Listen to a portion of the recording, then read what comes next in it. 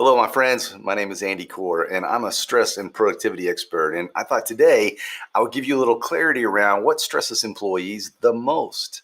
When I go in and interview my clients, CEOs, leaders, managers, HR, across the whole board, one of the first questions I ask them is, "What do you think stresses your people the most?" And then I give them these four responses, and it almost always goes like this. They say, "Oh, it's compensation, Andy. I mean, salary, money, it can be very contentious and stressful." I said, "It can, but it's not the most stressful." They said, "It's leader-employee relationship then." I said, "Yeah, leader-employee, manager-employee relationship. When that's off, huge stress, but not the most." They said, "That definitely company culture." And that really can be stressful if you come into a toxic culture, or you're not the right fit for a company culture, or the company culture is in transition. It can create a massive stress, but it's not the most stressful. What stresses employees the most? Unclear job expectations. Okay, coming from a stress expert, I'm like, yeah, that makes total sense. But a lot of people, they get this wrong. They wouldn't have guessed that. Actually, this data came from a 2015 survey. Do you think the importance of clarifying job expectations has gone up or down since 2015? More important or less? I know it's way more important. I mean, especially if you think the last year or so when so many people have had to do remote work and now we're communicating virtually. I mean, how much harder is it to have a good, distraction-free, one-on-one conversation with someone to get to job expectations and truly connect? You know, it's tough. Sometimes this virtual can leave this pane of glass, can be a separator between us. And how much easier is it to miscommunicate via virtual, in virtual environment? It's easier. So I believe that clarifying job expectations has huge benefits and it's more important now than ever. Yeah, and that's good news because clarifying job expectations is typically easier and less costly than those other three potential issues.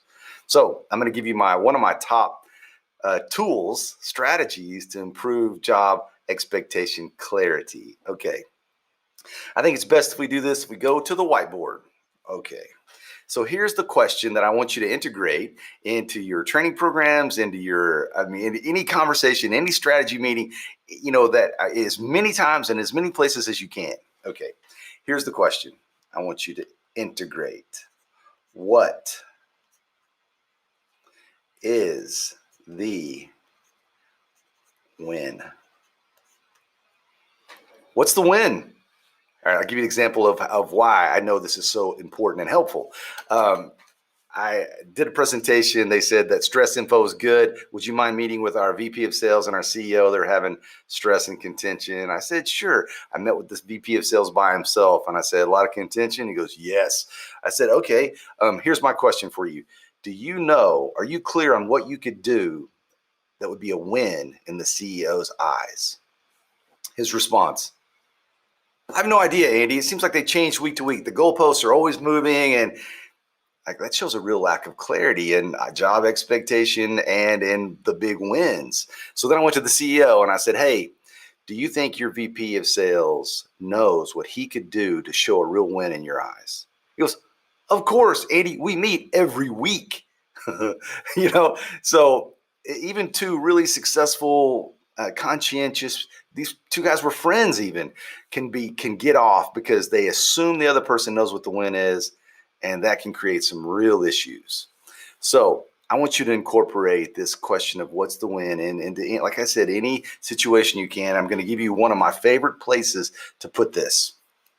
Let's see if you can guess it before I finish writing it. All right.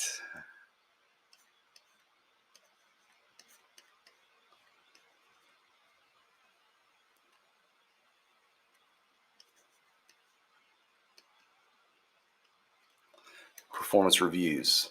Performance reviews are a perfect time to have this what's the win conversation, because you come in with the context of just an overall performance review, and then you can reach to that person at one point and say, let me ask you a question. Do you know what you could do that would show a real win in your boss, supervisor, leader's eyes? Do you know what that is?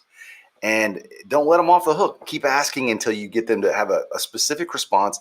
And I think what you'll be shocked to find there's a significant opportunity for improvement.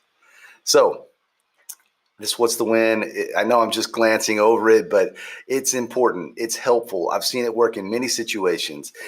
The premise is how to make your mornings fantastic, how to set yourself up to where you're the most focused, motivated, calm, productive, creative version of yourself as possible in the mornings.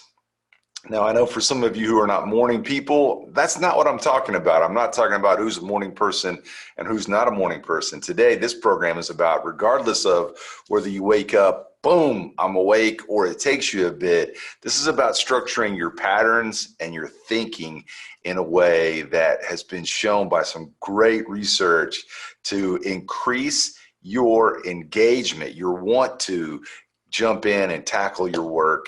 And that actually has been shown to significantly increase that in the first hour of work. I mean, a ton, but it's also been shown because of this motivation momentum effect to stay all the way through the day. It's going to help you at the end of the day. You'll feel better by implementing these little tiny strategies that in the first part of your day. You'll feel better at the end of your work day as a result of it.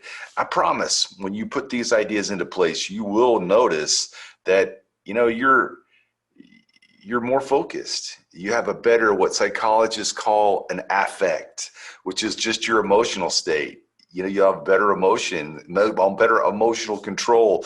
I mean, I'm hyping it up big, right? Okay, but it's true. This is awesome. Okay.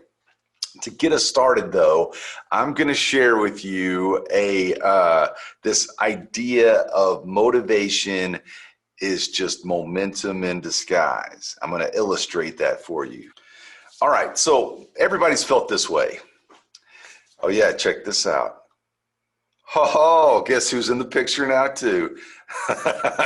Okay, so we've all felt this way. It's where you're on top of things. Like you set a goal for yourself and you start making progress on it and you've got some momentum. Like, oftentimes this happens after the first of the year, January 1st, the most motivated day of the year. So in that case, let's say you chose a goal that you're going to start exercising, right?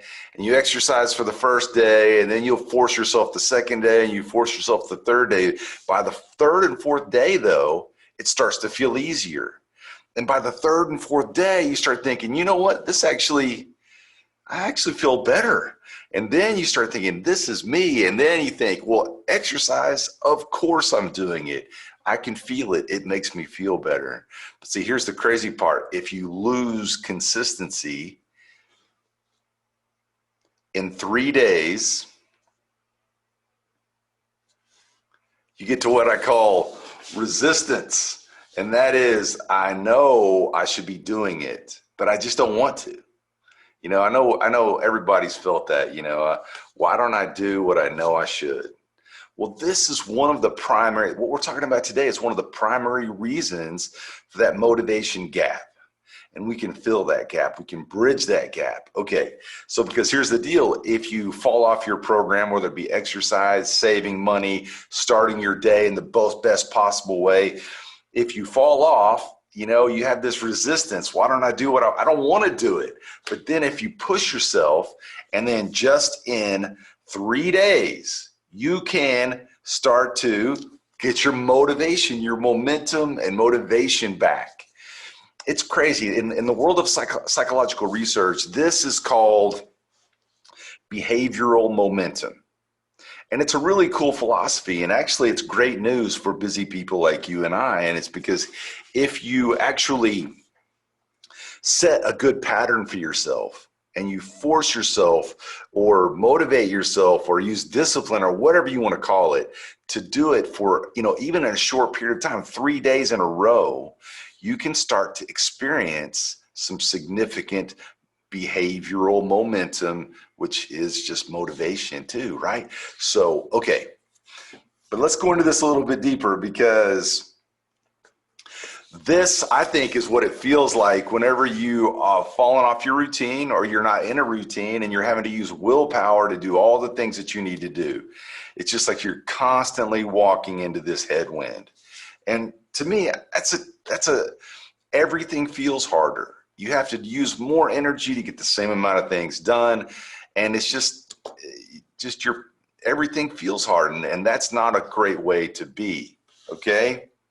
And because here's the thing, because pretty soon, even if you're trying to hang on, if you get busy, you look up and woof, it's been 3 days, 3 weeks, 3 months, 3 years since you've done what you promised yourself. And you kind of feel like you've flown all the way back to the beginning. All right. But if you develop these little mini patterns in your day, that's what we're talking about. Just I don't even want you to change your whole day, just little parts of your day. And if you do that, you can get a significant improvement. And you can be like the young lady on the right here, to where it's just like the wind is behind you now, not in your face. It's just like whew, your motivation, your momentum builds, life feels easier. You're thinking to yourself, well, of course I'm doing this. It makes me feel good. It works, that kind of thing. What I'm doing is focusing on how we can be more productive in this disrupted, interrupted time.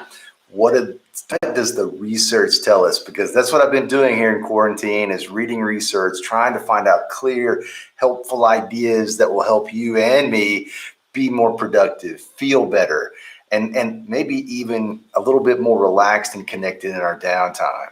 All right, I have an idea that will do all of that. I'm doing a lot of webcasts, webinars, video conferencing, that kind of thing. And my new program, one of them is Disruption-Proof Productivity.